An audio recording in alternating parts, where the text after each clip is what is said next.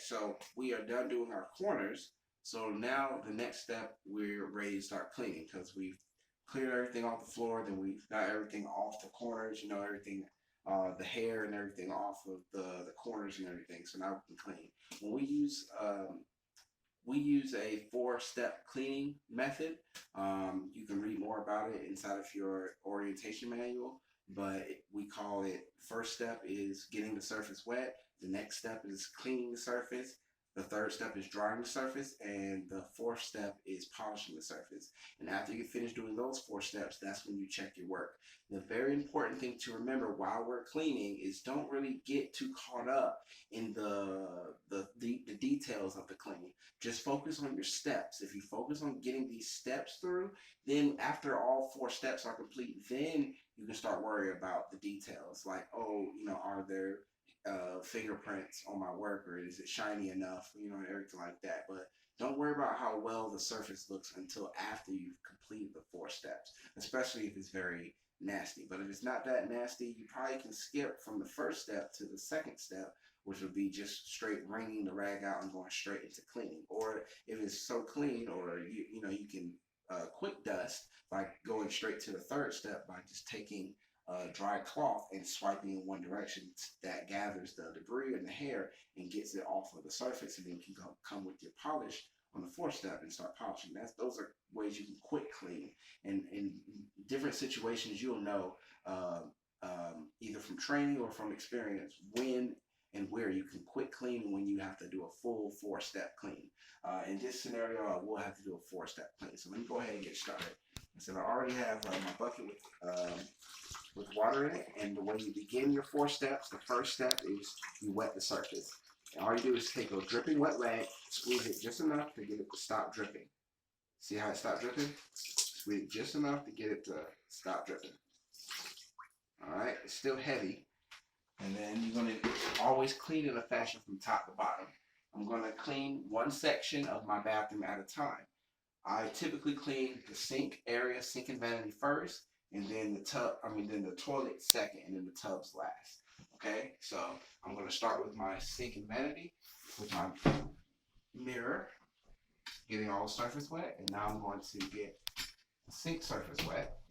And by getting it wet, I'm just running my rag along the surface. I'm not spraying it like I was saying before in the previous video. I'm doing the method that will be the fastest. Okay, you always want to use a bucket and clean from top to bottom. I'm going to get this surface wet down here. And what this is allowing is for any kind of buildup on the surface to start, breaking down and get softer. And hey, while I'm at it, I might as well do the first step on my toilet. It's right beside me. So I'm going to go ahead and do the first step on the toilet also. I'm just making my rag glide along the surface. And I'm just lifting the seat. I'm not really touching the surface because the rag is doing it for me. So I said squeeze it just enough to stop it from dripping, and then just squeeze it enough so that the water kind of flows and gets into your cracks and crevices. Okay, it's really nasty down here, but I'm not worried about all that. I wish you could have saw how nasty it was down there. And here's how you clean your inner bowl. You flush the toilet neck, and as it's flushing, do the upper part first, and when the water goes down, then you do the inside of the bowl. Now, that's how I do it because to me, that's the fastest way to clean the inside of a toilet bowl.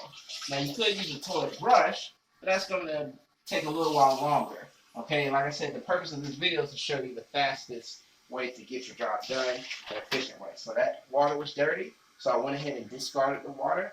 I'm just going to run some more water. Okay? The way you know you need to change your water bucket out is when you look at your water, if it's clear enough, if you drop a coin inside of your bucket, and can you see it inside of your bucket?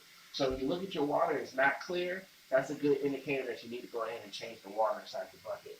So after about 10 seconds of running water, I know I should have at least a gallon inside of my bucket. I'm just going to take the cap of my pine sol, fill it up. That should be at least 2 ounces. You need about 2 ounces of all-purpose cleaner per gallon. Okay. All right. So now that that's done with the first step, I'm going to go to the second step. The way I do that is I dip my rag inside the bucket and I wring it out fully this time. You know, I should have did the window while I was at it, but since I'm doing it, I'm going to go ahead and do this window. Actually, you know what? I'm going to say that for a whole nother video, window cleaning. Okay. So let me go ahead.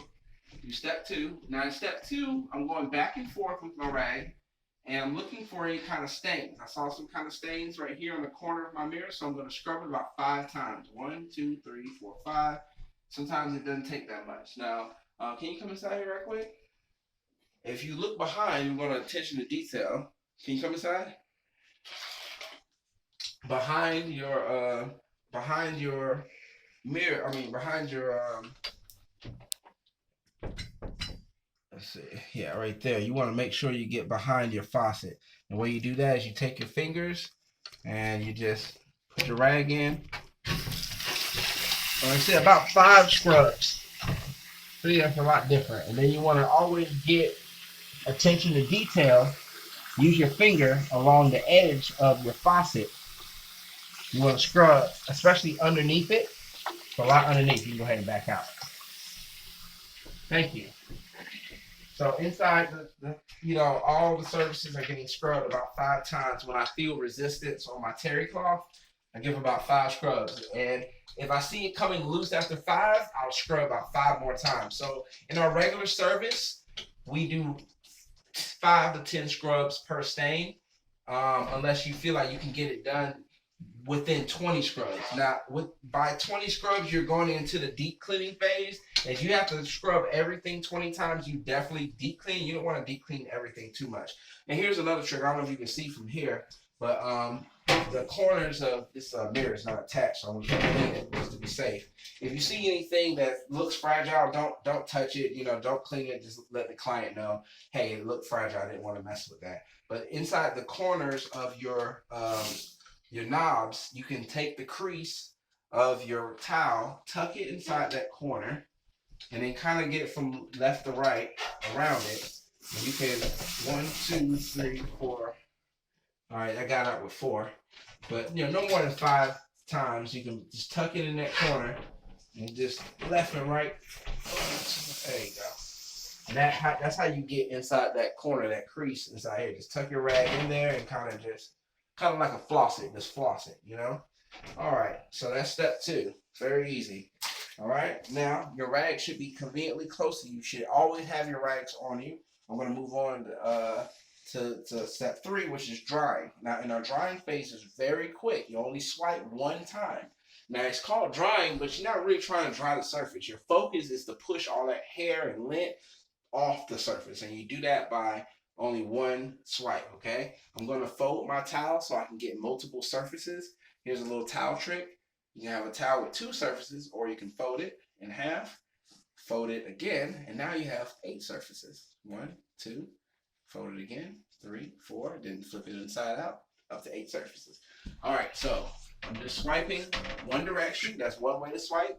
You can also swipe down, or some people prefer a S swipe. As long as it's 1 time, 1 direction. See how I got everything collected right there? And then I'm just going to swipe it out the way, okay? See all that lint and everything? I'm just going to swipe 1 time. Boom. And yeah, it's called drying, but in all actuality, you're just trying to take all that lint and debris and push it out of the way so it won't get on your nerves. So this is full of fur, full of hair. It would have took really quick just to get that out of the way. And also, after I dried, I noticed I got some dots there. I'm not concerned about the details yet because I know I have to still check over my work. As long as I did my steps, that's all I'm concerned about. So I'm going to get the lower side the same way. I'm going to dry it off, okay? I'm going to go to my toilet. I'm going to dry out the toilet.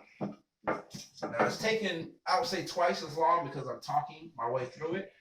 But once you start getting your hands on, this whole process should take no more than 10 or 15 minutes.